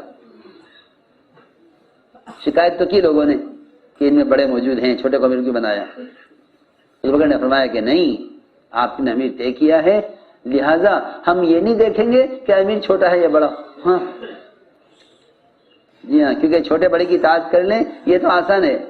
آپ نے اطاعت کے امتحان صحابہ کا یوں بھی لیا کہ بڑوں پر امیر، چھوٹے کو بنایا. جی ہاں، سنو یہ دیکھنا ہے کہ اطاعت کا مادہ کتنا ہے ان کے اندر. اگر ایسا آدمی کو امیر بنا دیا جاوے جو ان میں کم عمر ہے، تو کیا یہ اطاعت کرتے یا نہیں کرتے؟ سنو یہ بھی بات ہے، اطاعت کا امتحان لیا. تو میں نے عرض کیا کہ صبر تو موت تک چلے گا، 2-4 سال کی بات نہیں ہے. میں ابو ذر یہ بتاؤ کہ جب مدینہ والے تمہیں تنگ کریں گے تم کیا کرو گے؟ کہ میں مدینہ چھوڑ کے ملک شام چلا جاؤں گا، اور ملک شام میں اپنا گھر بنا کے وہاں رہوں گا، کیونکہ وہ انبیاء کی زمین ہے ملک شام. فرمایا کہ جب ملک شام والے تنگ کریں گے پھر کیا کرو گے؟ کہ میں واپس مدینہ آ جاؤں گا، اور یہاں مدینہ آ جاؤں گا اور یہاں گھر بنا کر یہاں رہوں گا. فرمایا جب مدینہ والے تمہیں دوبارہ تنگ کریں گے پھر کیا کرو گے؟ کہ اب کیا کروں گا، کب تک صبر کروں گا؟ کہ پھر تو میں ان کا مقابلہ کروں گا. فرمایا نہیں، ایسا مت کرنا، ایسا مت کرنا. فرمایا ابو ذر اپنے ذمہ داروں کی اطاعت کے ساتھ چلتے رہنا، جہاں یہ تمہیں تقاضے پر بھیجے وہاں جاتے رہنا، وہ جائیں جو اپنے ساتھ لے کر جائیں، ان کے ساتھ جانا اور درگزر کرتے رہنا یہاں تک کہ مجھ سے قیامت میں آ کر مل لینا. سیدھی بات ہے. 2 سال 4 سال 6 سال 10 سال کچھ نہیں. یہ بغیر حتی تلقانی وانت علی ذلک، یہاں تک کہ تم آ کر مجھ سے مل لینا. جی ہاں، یہ فرمایا. ہم نے عرض کیا کہ ایک بہت بنیادی صفت ہے صبر اور تحمل کی، کہ صبر اور تحمل کی بہت بنیادی صفت ہے یہ. اس کے بغیر تو اس راستے میں آدمی چل ہی نہیں سکتا. شکایت کر بیٹھے گا. کیا کر بیٹھے گا؟ شکایت کہ نہیں، یہ راستہ تو ناگواریوں پر شکر کرنے کا ہے، شکایت کرنے کا نہیں ہے. اس راستے میں جو ناگواری پیش آئے اسے انبیاء کی ناگواری میں تلاش کیا کرو. یہ بات نبیوں کہاں پیش آئی، صحابہ کو کہاں پیش آئی؟ تو میں نے عرض کیا کہ ایک صفت یہ ہے صبر اور تحمل، کہ داعی کے مزاج میں صبر اور تحمل ہو. شکایت نہیں بلکہ کہ شکر کرو اس راستے کی ناگواریوں پر، شکر کرو، شکایت نہیں. ایک تو داعی کے مزاج میں صبر اور تحمل ہو، اور دوسری بنیادی بات یہ ہے کہ عفو و درگزر ہو. ہمارے یہاں غلطیاں ہوں گی کیونکہ یہ کام کرنے والے فرشتے نہیں ہیں، انسان ہیں. اور فرمایا کہ سب خطا کار ہو، خطا سے کوئی خطا سے فارغ یہ خالی نہیں ہے. جی ہاں، نسیان اور خطا تو اوپر سے چلا آ رہا ہے آدم علیہ السلام سے، لیکن بہترین خطا کار وہ ہیں جو اللہ سے توبہ کرنے والے ہوں. بہترین خطا کار، جی ہاں، کہ اگر کوئی قوم ایسی ہو جو کوئی گناہ نہ کرے، کوئی گناہ نہ کرے، اور گناہ نہ کرنے کی وجہ سے استغفار بھی نہ کرے. یہ تو گناہ نہیں کیا تو استغفار کیوں کرے؟ ہاں، کوئی قوم ایسی ہو جو کوئی گناہ نہ کرے، کوئی حکم نہ توڑے اللہ کا، اور پوری اطاعت کرے اللہ کی، اور گناہ نہ کرنے کی وجہ سے استغفار بھی نہ کرے، تو اللہ تعالیٰ ایسی قوم پیدا کریں گے جو گناہ کرے گی اور گناہ کر کے اللہ سے استغفار کرے گی. اللہ تعالیٰ ان کے گناہوں کو معاف کریں گے. ہاں، اس کی غفاری کا مظہر ہے یہ کہ ایسی قوم لائیں گے جو گناہ کریں تو گناہ کر کے توبہ کریں، پھر اللہ ان کی توبہ کو قبول کریں. تو میں نے عرض کیا کہ ایک صفت یہ ہے کہ درگزر کیا کرو. کیا کرو؟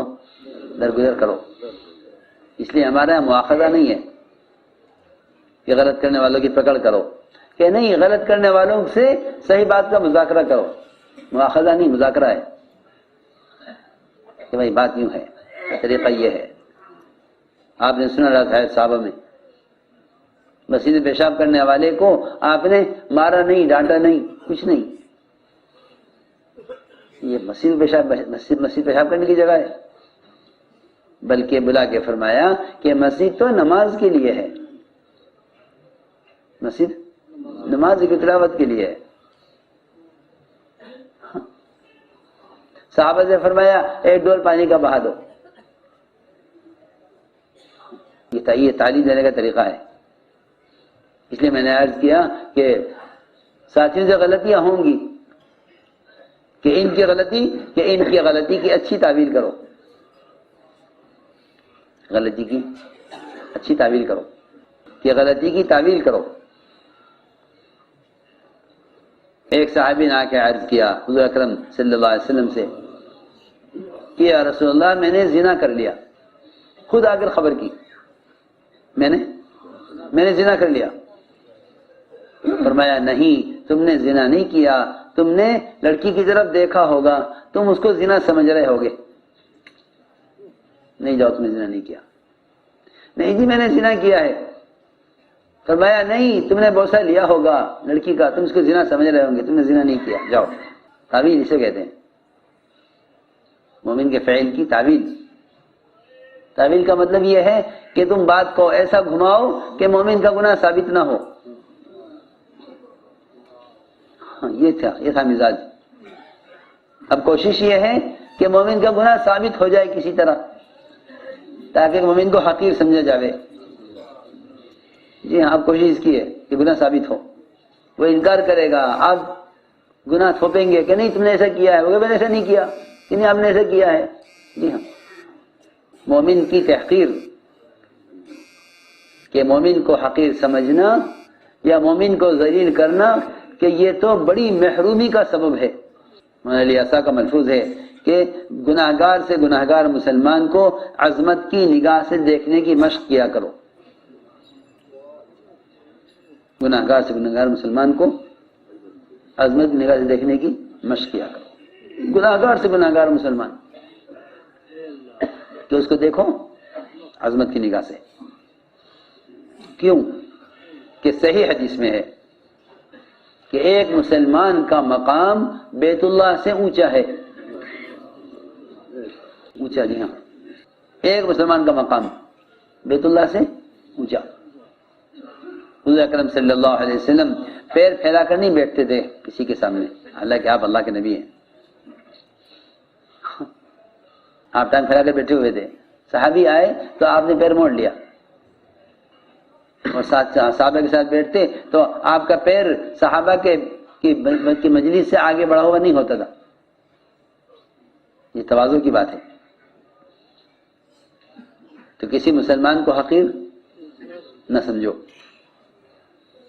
حضور اکرم صلی اللہ علیہ وسلم نے سارے صحابہ آپ کے ساتھ، سب بڑے بڑے صحابہ انصار مہاجرین حج میں آپ کے ساتھ، اور آپ نے عرفات کے میدان سے چلنے میں تاخیر کی. یہ تاخیر کیوں ہوئی؟ کہ یہ تاخیر ہو رہی تھی حضرت اسامہ کے انتظار میں. حضرت اسامہ کے انتظار میں دیر ہو گئی. یہ کیوں نہیں چل رہا ہے؟ کیا بات ہے؟ کسی کا انتظار ہو رہا ہے، کسی کا انتظار، کس کا انتظار ہو رہا؟ حضرت اسامہ آئے، آپ ان کے انتظار میں تھے کہ اسامہ آ جائیں گے تب لشکر تب آپ کا قافلہ چلے گا. تو اسامہ آئے تو ناک ان کی پچکی ہوئی، کالا رنگ اور چیچک کے داغ چہرے پر.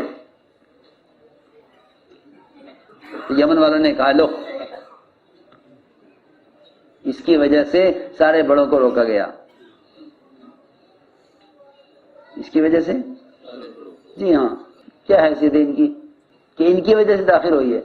کیوں ہوا ایسا؟ سنو دھیان سے. روایت اسی طرح ہے کہ رنگ کے کالے اور چہرے پر چیچک کے داغ اور ناک پھسکی ہوئی، چپٹی ناک. اتنا اہتمام ان کا کہ آ جائیں گے تو قافلہ روانہ ہوگا.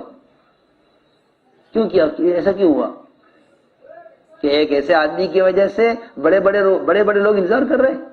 جی ہاں، تو پوچھا گیا کہ یمن والے کیوں مرتد ہوئے؟ کہ بتایا گیا کہ اہل یمن نے یہ بات کہی تھی، اس لیے وہ مرتد ہو گئے اسلام سے.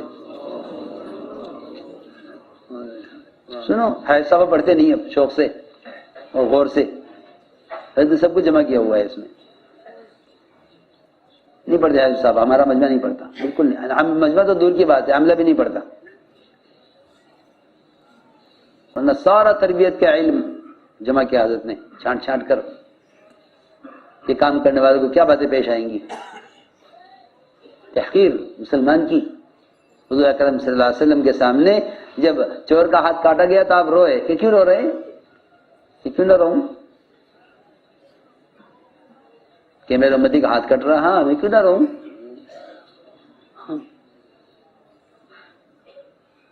میں عرض کر رہا تھا کہ یہ ہے اصل میں دل تنگ ہو گئے. ساتھیوں کی طرف سے تنگ ہیں تو امت کے لیے کشادہ کیسے ہوں گے؟ جب دل کے لیے تنگ ہو گئے، اپنوں کے لیے تنگ ہو گئے تو غیروں کے لیے کیسے کشادہ ہوں گے؟ اس لیے حکم دیا کہ مسلمان کے فعل کی تعویل کرو. تعویل ہے، تعویل کا حکم ہے. تذلیل سے منع کیا ہے کہ مسلمان کو ذلیل مت کرو، بلکہ تعویل کرو اس کے فعل کی.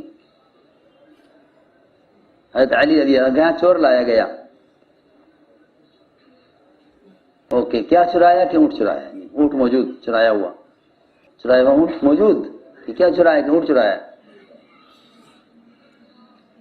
فرمایا کہ نہیں، چرایا نہیں ہے تم نے. چور کہہ رہا ہے میں نے چرایا ہے. حضرت علی فرما رہے نہیں تم نے چرایا نہیں، تم نے چرایا نہیں ہے، بلکہ اونٹ سارے ایک سی شکل کے ہوتے ہیں، تم اپنا سمجھ کے کھول رہے ہوں گے، وہ دوسرے کا نکلا ہوگا. اب کہاں سے آئے گا ایسا مزاج؟ جی ہاں، اب تو کسی کوشش ہے کہ کسی مسلمان کو کافر بناؤ، کوشش کرو کسی طرح یہ مسلمان کافر بن جائے. جی ہاں، اب اس کا مزاج ختم ہو گیا کہ کسی کافر کو مسلمان بناؤ، اس کی کوشش نہیں ہے. اب کوشش اس کی ہے کہ کسی مسلمان کو گمراہ قرار دو، کسی طرح جس طرح بھی ہو کوشش کرو. جی ہاں، ایسے بنتی امت. ہمارے صاحب کا ملفوظ میں آپ کو بتاتا ہوں، حضرت کے بیان کا ٹکڑا ہے کہ جب تک مسلمان کے گناہ کی تعویل نہیں کرے گا، مسلمانوں میں کبھی اجتماعیت پیدا نہیں ہو سکتی. جب تک مسلمان کے فعل کی تعویل نہیں کرو گے، اجتماعیت کبھی نہیں ہوگی. جی ہاں، جتنی جماعتیں مسلمانوں کی ہیں، ایک دوسرے کی فعل کی قول کی تعویل کرنی پڑے گی، اس کے بغیر اجتماعیت نہیں ہو سکتی.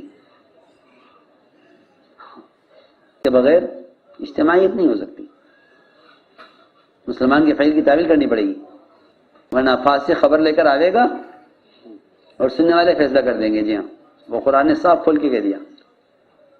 منافقین کا کام تھا کہ کس طرح آپ کے صحابہ کو آپ سے کاٹا جاوے، کس طرح آپ کے صحابہ کو آپ سے بدظن کیا جاوے.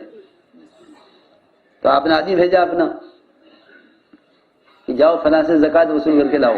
وہ گئے زکوٰۃ وصول کرنے کے لیے. اسے جا کر کہا کہ اسے زکوٰۃ دینے کے لیے راستے میں آ کے ملاقات کی ایک فاسق نے کہ کہاں جا رہے ہو؟ کہ مجھے بھیجا ہے حضور اکرم صلی اللہ علیہ وسلم نے فلاں سے زکوٰۃ لینے کے لیے. اس فاسق نے کہا کہ تمہارے جانے سے کوئی فائدہ نہیں ہے، اور وہ تو زکوٰۃ دینے سے انکار کر رہا ہے، زکوٰۃ دینے سے انکار کر رہا ہے. جی ہاں، راستے سے ان کو واپس کر دیا. انہوں نے آ کر کہہ دیا کہ جی وہ تو زکوٰۃ دینے سے انکار کر رہا ہے. جی ہاں، کہ اچھا کیا ایسا ہو سکتا ہے کہ مسلمان زکوٰۃ نہ دے؟ زکوٰۃ اور نماز میں تو کوئی فرق نہیں ہے، اور نماز کا چھوڑنا تو کفر ہے. یہ کیسے ہو سکتا ہے کہ مسلمان زکوٰۃ نہ دے؟ جی ہاں، اور فاسق نے یہ کیا بیچ میں سے، فاسق نے یہ کیا کہ کہاں جا رہے ہو؟ کہ زکوٰۃ لینے. کہ نہیں مت جاؤ، وہ انکار کر رہا ہے تاکہ آپ کے اور آپ کے صحابہ کے درمیان توڑ پیدا ہو. اس لیے حکم دیا، آیت نازل ہوئی اسی پر، ان جاءکم فاسق بنبأ فتبینوا، کہ بات کو صاف کر لینا اگر کوئی فاسق تمہارے پاس تو خبر لے کر آوے.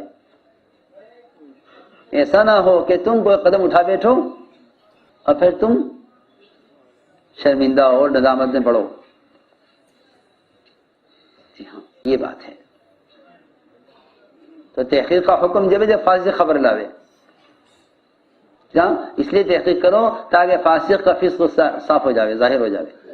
اس لیے نہیں کہ ایک مومن کو رسوا کیا جاوے، کہ نہیں فاسق کی خبر کہ فاسق کی تحقیق کرو تاکہ فاسق کا فسق ظاہر ہو جاوے کہ یہ فاسق ہے. اور کہ فاسق خبر لاوے تحقیق کا حکم ہے، اور مومن خبر لاوے تو تعویل کا حکم ہے. جی یہ ہے بات. خبر کون لاوے؟ مومن، تو تعویل کا حکم ہے. اور فاسق خبر لاوے تو تحقیق کرو. جی ہاں، تاکہ فاسق کی خبر ہو کہ فاسق کی پکڑ کی جاوے کہ فاسق نے یہ خبر اڑائی ہے. یہ ہے بات. حضرت علی نے فرمایا کہ نہیں تم نے چرایا نہیں ہے، اونٹ سارے ایک سے ہوتے ہیں. سنو، فرمایا اس نے کہا کہ نہیں جی میں نے چرایا ہے. فرمایا بلاؤ جلاد کو ہاتھ کاٹنے کے لیے. اور جلاد بھی آ گیا. حضرت علی اٹھ کر چلے گئے. مجلس ختم ہو گئی. مجلس ختم ہو گئی. جی ہاں، حضرت علی اٹھ کر چلے گئے کہ کسی طرح بات ختم ہو جاوے. یہاں پھر آئے حضرت علی کچھ دیر کے بعد، تو آ کر پوچھا چور سے بھائی کیا بات ہے، کہاں سے آئے ہو، کیوں آئے ہو؟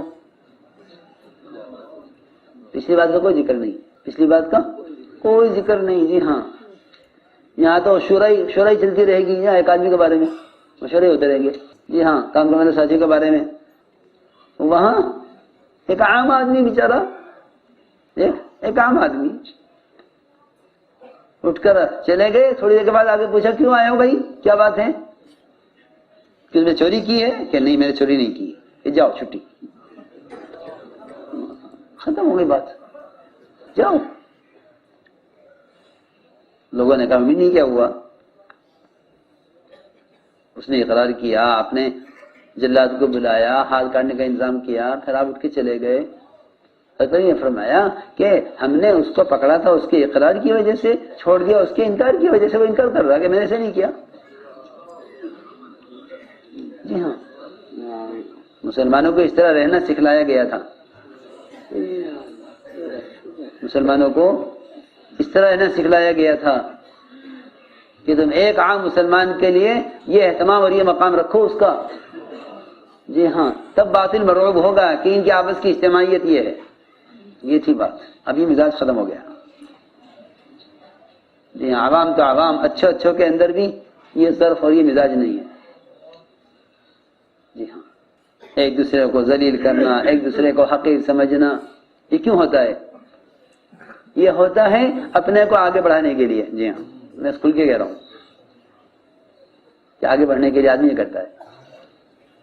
ہاں، اس لیے اجتماعیت کے لیے ضروری ہے کہ ایک دوسرے سے حسد مت کرو. حسد بھی اجتماعیت کو توڑ دیتا ہے. حسد اجتماعیت کو توڑ دیتا ہے. جی ہاں، اس لیے فرمایا وَلَا تَحَاسَدُوا وَلَا تَبَاغَضُوا وَلَا تَدَابَرُوا وَكُونُوا عِبَادَ اللَّهِ إِخْوَانًا، کہ حسد نہ کرو، ایک دوسرے سے اعراض نہ کرو، ایک دوسرے سے نفرت نہ کرو. یہ سب اس کے اصول ہیں. یہ کہ مسلمان کی اجتماعیت کے لیے یہ اس کی ساری شرائط ہیں. یہ اس کی سب شرائط ہیں کہ مومن کا بھائی ہے، کہ کوئی اپنے بھائی کو بے یار و مددگار نہیں چھوڑے گا، کوئی اپنے بھائی کو دوسرے کے حوالے نہیں ہونے دے گا. جی ہاں، سگا بھائی ہے. کیا ہے؟ سگا بھائی. جی ہاں، اس لیے میں نے عرض کیا کہ کام اللہ کا ہے، وہ جس سے چاہے لے. کام اللہ تعالیٰ جس سے چاہے لے. جب وہ کام لے تو تم کیوں حسد کرو ایک دوسرے پر؟ بکھرے موتی کے ڈیلی کلپس وہ کام اپنی مرضی سے حاصل کرنے کے لیے نہیں کر رہا، اس اللہ نمبر اس سے کام لے رہے ہیں. اپنے گروپس میں مولانا صاحب فرماتے تھے کہ اللہ نے ابابیل سے کام لیا ابراہ کے لشکر کو ختم کرنے کا. 50 ہاتھیوں کو بھوسا بنا دیا. کس نے؟ 97 چھوٹے چھوٹے پرندے. 24. تو کیا ابابیل سے حسد کرو گے؟ بولو، سنو، ابابیل سے حسد کرو گے کہ مارو ابابیل کو حسد میں؟ کیوں؟ کہ پرندے سے کیا حسد کرنا؟ اللہ نے چاہا اس سے کام لے لیا. جی ہاں، تو جب ایک چڑیا سے حسد نہیں کر سکتے کہ اللہ نے اسے کام لیا، تو انسان جو اشرف مخلوقات ہے کہ اس سے کیسے حسد کرو گے کہ اللہ نے اس سے کام لے لیا؟ اس لیے صحابہ کا مزاج یہ تھا کہ جس کو آگے بڑھتا ہوا دیکھتے تھے اس کے ساتھ ہو جایا کرتے تھے کہ خبر نہیں اللہ ان سے کیوں کام لے رہے ہیں، اللہ کو ان کی کون سی صفت پسند ہے. ہاں، یہ ہے اجتماعیت کا راستہ. اس لیے فرمایا اتقوا اللہ وکونوا مع الصادقین، کہ اللہ سے ڈرو، اللہ سے ڈرو، حسد نہ کرو اور سچوں کے ساتھ ہو جاؤ. جی ہاں، سچوں کے ساتھ ہو جاؤ. اجتماعیت ضروری ہے. دین کے کام تعاون سے چلتے ہیں. دین کے کام تعاون سے، دین کے کام چلتے ہیں تعاون سے. ایک دوسرے کا تعاون کرو. جتنے خیر کے کام ہیں وہ تعاون سے چلیں گے، ایک دوسرے کی مدد. جی ہاں، اور جتنے بھی شر کے کام ہیں اور دنیا کے کام ہیں وہ سب تقابل سے چلتے ہیں. ایک دوسرے کا مقابلہ، ایک دوسرے کا مقابلہ. جی ہاں، دوسرے الگ الگ ہیں. ایک تقابل ہے، ایک تسابق ہے. تسابق ہوتا ہے خیر کے کام میں، صحابہ خیر کے کام میں ایک دوسرے سے آگے بڑھتے تھے، جی ہاں، اور سیاست میں اور حکومت میں کہ ان میں تقابل ہے، جی ہاں، پبلک کی حکومت کی لڑائی، جی ہاں، تاجر کی گاہک کی لڑائی، کیوں؟ اس لیے کہ آپس میں مقابلہ ہے۔ اور صحابہ میں تسابق تھا کہ اگر کوئی ایک خیر کا کام ایک قبیلہ کرتا خزرج تو اوس اس سے بڑھ کر خیر کا کام کرتا، جی ہاں، اللہ کے رسول کی صلی اللہ علیہ وسلم کی مدد میں ایک قبیلہ آگے بڑھتا تو دوسرا قبیلہ اس سے آگے بڑھتا، جی ہاں، یہ تھا صحابہ کا مزاج، اس لیے وہ آپس میں ایک دوسرے سے حسد نہیں کرتے تھے۔ آپ نے تلوار نکالی، یمنی تلوار، فرمایا کہ یہ تلوار کون لے گا، یہ تلوار کون لے گا؟ تو حضرت عمر کھڑے ہوئے، حالانکہ حضرت عمر کے بارے میں فرمایا ہے کہ میرے بعد اگر نبی ہو سکتے تھے تو عمر نبی ہو سکتے تھے، جی ہاں، اتنی صلاحیت ہے، اتنی صلاحیت ہے۔ فرمایا نہیں، میں نہیں، وہ بیٹھ گئے۔ پھر فرمایا یہ تلوار کون لے گا؟ تو زبیر کھڑے ہوئے کہ مجھے لیجیے، آپ کی پھوپھی کے لڑکے ہیں، پرانے بڑے، کہ نہیں۔ تیسرا اعلان ہوا اس سے زیادہ سخت، فرمایا تلوار کون لے گا جو اس کا حق ادا کرے، وہ حق ادا کرنے کی بات۔ تو دونوں ڈر گئے، دونوں ڈر کے پیچھے ہٹ گئے کہ نہیں بھائی، خبر نہیں ہم سے حق ادا ہوگا یا نہیں۔ کون؟ زبیر بھی حضرت عمر بھی، دونوں نے ہاتھ نیچے کر لیا حق سن کر کہ حق ادا کرنا یہ اپنے بس کی بات نہیں ہے۔ سنو، تو تیسرے اعلان پر ابو دجانہ اٹھے، ابو دجانہ، وہ فرمایا عرض کیا کہ یہ تلوار مجھے دیجیے، تو آپ نے ان دونوں بڑوں کے ہوتے ہوئے ان کو دے دی، ہاں، یہ بھی نہیں کہ بڑوں کو دیتے، آپ نے ان کو دی، اور وہ اس تلوار کو لے کر جب نکلے دشمن کے مقابلے پر تو زبیر رضی اللہ تعالی عنہ ابو دجانہ کے پیچھے پیچھے چلے۔ یہ کیا بات ہے کہ ہمارے ہوتے ہوئے اس کو تلوار ملی ہے، کوئی تو بات ہے۔ دیکھا ان کا کام، دیکھ کر کہنے لگے اللہ جانے اللہ کے رسول جانے کس سے کیا کام لینا ہے، یہ ہے بات۔ اس لیے صحابہ کرام کا مزاج یہ تھا کہ جب وہ کسی کو کام میں آگے بڑھتے ہوئے دیکھتے تو ان کے ساتھ ہو جاتے، اس لیے فرمایا کہ ساری غیری مددیں وہ اجتماعیت کے ساتھ ہیں، اس کے ساتھ ہیں، اجتماعیت کے ساتھ۔ حسد اجتماعیت کو توڑ دیتا ہے، ہم ان کے ساتھ نہیں چلیں گے، کیوں؟ جی ہاں، حسد کی تو بڑی حسد کا تو بڑا نقصان ہے کہ حسد آگے کی خیر سے تو روک دیتا ہے، کیونکہ آدمی اجتماعیت سے کٹ جاتا ہے، اور پچھلی جو خیریں جمع کی ہوئی تھی، قربانیاں اور اعمال اور عبادات، کہ حسد کے بارے میں فرمایا حدیث میں کہ حسد نیکیوں کو کھا کے ایسا خاک کر دیتا ہے جیسے آگ لکڑیوں کو جلا کر خاک کر دیتی ہے، حسد نیکیوں کو ختم کر دیتا ہے۔ کیوں؟ اس لیے کہ حسد کرنے والے کی کوشش ہوتی ہے کہ اس آدمی کے پاس سے نعمت ضائع ہو جائے، حالانکہ اس کو اللہ نے نعمت دی ہے، اس کو نعمت اللہ نے دی ہے، علم کی نعمت دی ہے، یا عمل کی نعمت دی ہے، یا عقل کی نعمت دی ہے، یا مال کی نعمت دی ہے، جی ہاں، یا مال کی نعمت دی ہے، یہ ساری نعمتیں اللہ کی طرف سے، اللہ جس کو چاہتے ہیں دیتے ہیں، جس کو چاہتے ہیں اللہ دیتے ہیں، جی ہاں۔ تو میں نے عرض کیا کام اللہ کا ہے، اللہ تعالیٰ اپنے کام کے لیے انتخاب خود فرماتے ہیں، اس لیے اپنے آپ کو اللہ کے ہاں قبول کروانا ہے۔ اس قبولیت کا تعلق 3 چیزوں سے ہے، ایک تقوی، جی ہاں، ایک تقوی، اور دوسرے اخلاص،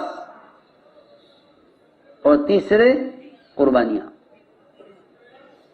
یہ 3 چیزیں پیدا ہو جائیں تقویٰ تو اس لیے کہہ رہا ہوں کہ ساری نیکیوں کا مجموعہ تقویٰ ہے. جس میں تقویٰ نہیں ہوگا،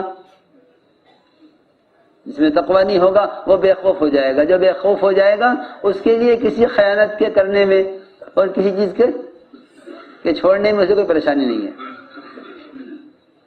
جی ہاں، ساری نیکیوں کا مدار تقوی پر ہے کہ تقویٰ، اخلاص اور قربانی. جی ہاں،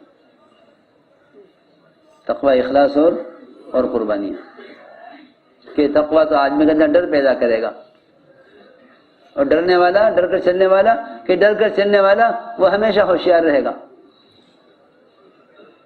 جی ہاں، جو ڈرے گا وہ ہوشیار رہے گا. اور ایک اخلاص، کہ مخلص آدمی میدان چھوڑ کر پیچھے نہیں ہٹے گا، یہ پکی بات ہے. مخلص آدمی میدان چھوڑ کر پیچھے نہیں ہٹے گا. یہ اخلاص کا تقاضا ہے. کیا مطلب؟ کہ اس کا مطلب یہ ہے کہ جو مخلصین ہوتے ہیں وہ اللہ کے لیے کرتے ہیں، اور جو اللہ کے لیے کرتے ہیں وہ کسی کی ملامت کی پرواہ نہیں کرتے. کیونکہ آدمی کو ملامت آدمی کو پیچھے کر دیتی ہے. آپ کو صحیح بتا رہا ہوں، پیچھے ہٹنے کی وجہ وہ لوگوں کی ملامت کا خوف ہوتا ہے کہ لوگ یوں کہیں گے، لوگ یوں کہیں گے. جی ہاں، ملامت آدمی کو کیا کر دیتی ہے؟ پیچھے کر دیتی ہے. جی ہاں، اس لیے مخلص اس کو فرمایا کہ مخلصین کی علامت یہ ہے کہ وہ کسی کی تعریف سے خوش نہیں ہوں گے اور کسی کی تنقید سے ناراض نہیں ہوں گے. ہاں، کوئی تنقید کرے تو ناراض نہیں، کوئی تعریف کرے تو خوشی نہیں. کیوں؟ کہ مخلص کا عمل اللہ کے لیے ہے. مخلص کا عمل اللہ کے لیے ہے. جو اللہ کے لیے کر رہا ہے اس کے لیے تعریف اور تذمیم دونوں برابر ہیں. برائی کرو یا تعریف کرو، دونوں ان کے لیے برابر ہیں. کہ اللہ کے لیے کر رہے تو تعریف سے خوشی نہیں، اللہ کے لیے کر رہے تو کسی کی تنقید کا کوئی غم نہیں. اس لیے فرمایا کہ اخلاص میں ہی استقامت ہے. اخلاص میں ہی استقامت ہے. جی ہاں، کہ مخلصین آخر تک چلیں گے. مخلصین آخر تک چلیں گے. اور تیسری چیز میں نے عرض کیا کہ قربانیاں، یعنی اپنے آپ کو کام کے تقاضوں پر جمائے رکھنا. اپنے آپ کو کام کے تقاضوں پر جمائے رکھنا. اللہ تعالیٰ یہ دیکھتے ہیں کہ کن ناگواری سے گزر رہا ہے، کہ جو ناگواری سے گزریں گے وہ خیر پائیں گے.